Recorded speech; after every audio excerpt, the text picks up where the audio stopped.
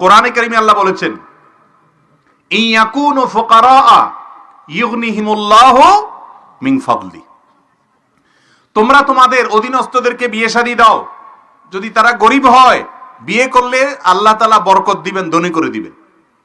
ওমর রাদিয়াল্লাহু তাআলা আনহু বলেছেন, আজাবান লিমান তালাবাল গিনা মিন গায়রি নিকাহ, ওই ব্যক্তিরে দেখে আমার খুব আশ্চর্য হয় যে ধনী হইতে চায় অথচ বিয়ে করে না।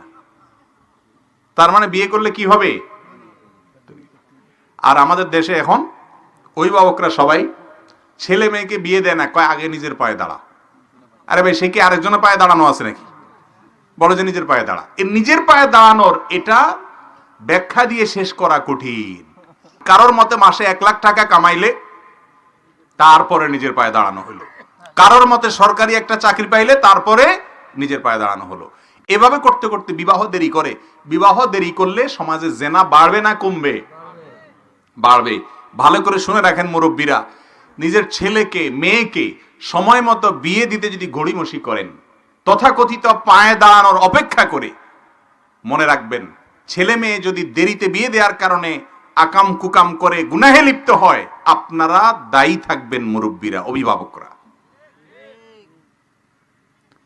অতএব বিয়ে বিলম্ব করবেন না, বিয়েকে সহজ করুন, জেনার পথ বন্ধ হবে। বিয়ে কঠিন করবেন, জেনার পথ সহজ হবে। ঠিক না ঠিক? অতএব বিয়ে সহজ করতে হবে, আল্লাহ তাআলার নির্দেশ এটা।